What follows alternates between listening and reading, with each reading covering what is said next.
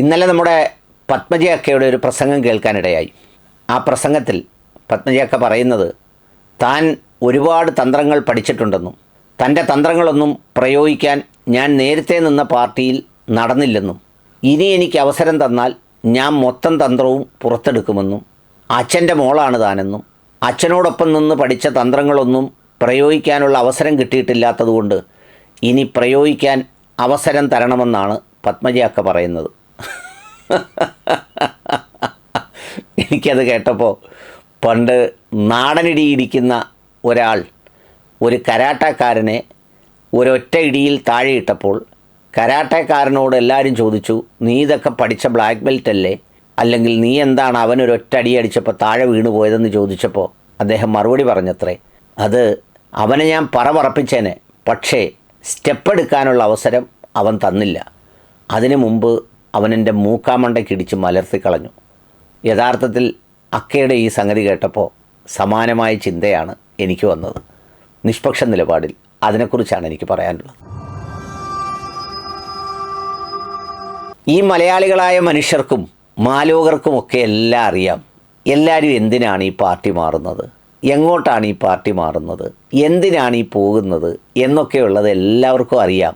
ആ അറിയാവുന്ന മനുഷ്യരുടെ മുന്നിൽ വേറൊരു കഥകളും വേറൊരു സംഗതിയും പറഞ്ഞ് വെറുതെ ജോക്കർമാരും അല്ലെങ്കിൽ അതുപോലെയുള്ള കോമാളി വേഷവും കെട്ടേണ്ട യാതൊരു കാര്യവുമില്ല.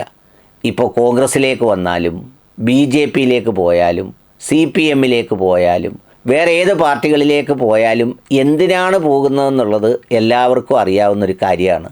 അതറിയാവുന്നത് കൊണ്ടാണ് ഇപ്പോൾ പത്മജയൊക്കെ പോകുമ്പോഴും അനിൽ ആൻ്റണി മോൻ പോകുമ്പോഴും ഒക്കെ ആളുകളൊക്കെ അവിടെ ചെന്ന് മോഡിയുടെ വികസനത്തിൻ്റെ കരുത്ത്, അല്ലെങ്കിൽ ഇപ്പുറത്ത് അഴിമതി, അല്ലെങ്കിൽ ഇതിൽ നടക്കുന്ന കെടുകാര്യസ്ഥത, അല്ലെങ്കിൽ രാഹുൽ ഗാന്ധിയുടെ കഴിവില്ലായ്മ എന്നൊക്കെ പറയുന്നെങ്കിലും ഇതൊക്കെ എല്ലാവർക്കും അറിയാവുന്നതല്ലേ. അധികാരം വേണം, അത് അവസാന ശ്വാസം വരെ അനുഭവിക്കണം. അത് കൂടുതൽ അനുഭവിക്കുകയും തിന്നുകയും ചെയ്തിട്ടുള്ളവർക്ക്, ആ തിന്നുന്നവർക്ക് അതിൻ്റെ കുറഞ്ഞു വരുമ്പോൾ വലിയ പ്രശ്നമുണ്ടാവും. അപ്പോൾ അതുകൊണ്ട് കൂടുതൽ രുചിയോടെ ആർത്തിയോടെ ഉള്ള തിന്നാനുള്ള കൊതി ഈ കൂടുതൽ തിന്ന് വളർന്നവർക്കും പഠിച്ചവർക്കും ആയിരിക്കും. അല്ലാത്തവർക്കൊന്നും അത് തോന്നില്ല. അതുകൊണ്ടാണല്ലോ എല്ലാ പാർട്ടിയിലെയും സാധാരണ പ്രവർത്തകനെ സംബന്ധിച്ചിടത്തോളം അവൻ്റെ മനസ്സിനെ സ്വാധീനിക്കുന്ന എന്തെങ്കിലും സംഭവം വരുമ്പോൾ മറിച്ചോട്ടി ചെയ്യുമെന്നല്ലാതെ വേറെ ഏതെങ്കിലും പദവി പിടിക്കാനോ ഒന്നും പോകാത്തത്. അപ്പോൾ ഇവരൊക്കെ നടത്തുന്ന ഈ കോമാളിത്തരങ്ങൾ എന്താണെന്ന് എല്ലാവർക്കും അറിയാവുന്നതാണ്. എന്നിട്ടും ഒരു ഉളിപ്പും ലജ്ജയും ഇല്ലാതെ കഴിഞ്ഞ ദിവസം നമ്മുടെ അക്ക നടത്തിയ ഒരു പ്രസംഗം കേൾക്കാനിടയായി. അക്ക പറയുന്നത് അക്കയ്ക്ക് എല്ലാ തന്ത്രങ്ങളും അറിയാം. അത് മുഴുവൻ കരുണാകര ഗുരുവിൻ്റെ മുഖത്ത് നിന്ന് നേരിട്ട് പഠിച്ചതാണ്.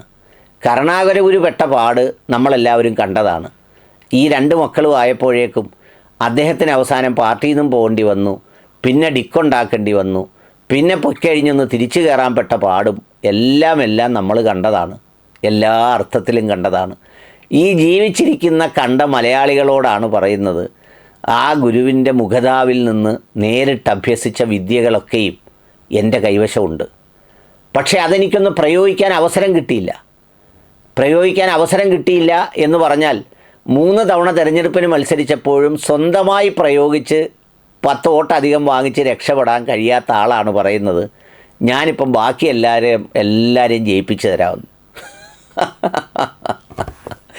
നമ്മൾ ചില ഈ നാളും നേരവും നോക്കുന്നവരെടുത്തും നാടൻ വൈദ്യന്മാരെടുത്തും പോകുമ്പോൾ ബാക്കിയുള്ളവൻ്റെ കാലിൻ്റെ ചെറിയ ഏന്ത് ഞാനിപ്പോൾ റെഡിയാക്കി തരാം, അതിൻ്റെ മരുന്നെല്ലാം ഉണ്ട് എന്ന് പറഞ്ഞ് ക്ലാസ് എടുത്തിട്ട് അവസാനം ക്ലാസ് തീരുമ്പോൾ 4 പരിചാരകർ വന്ന് വൈദ്യരെ എടുത്ത് തോളിൽ വെച്ചുകൊണ്ട് പോകുന്നത് പോലുള്ള വളരെ വിചിത്രമായ വാക്കുകളാണ് അവിടെ കേട്ടത്.